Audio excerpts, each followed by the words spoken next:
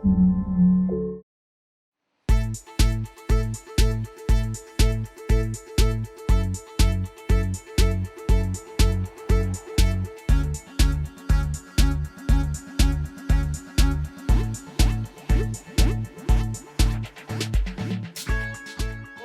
sellest suurest vihmast, mis on terve päev sadanud, täna on ajalooline päev ja täna oleme tulnud kokku siia selleks, et avada Kristiine linnaosa esimene korralik purkskaev.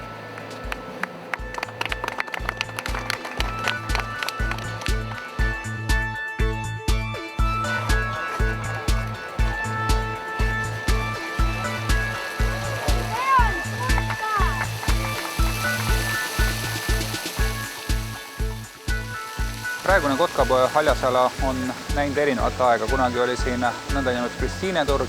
Alates aastast 2011 on siin toimunud muudatused, nimelt see ala on saanud haljasalaks ja iga aasta on siia midagi juurde tekkinud.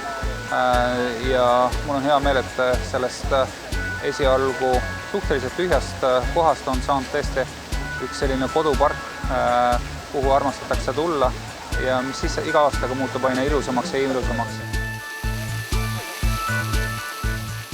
Täna on Kristiines väga rõõmus päev. Kotkapoja haljasalal Kristiine linnaosas avasime Kristiine esimese korraliku purkskaevu.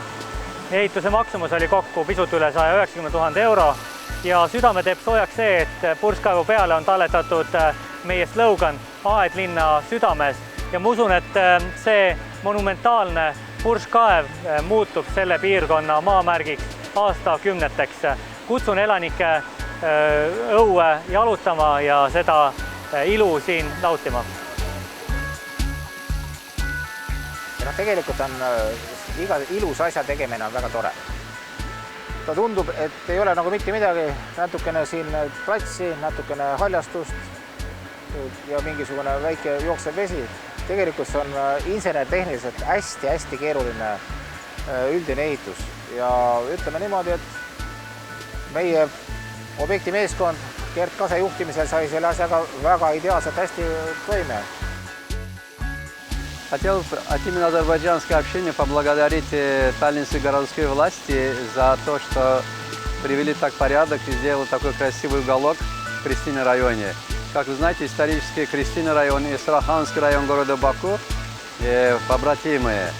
В 2008 году открыли здесь парк, уголок Азербайджана.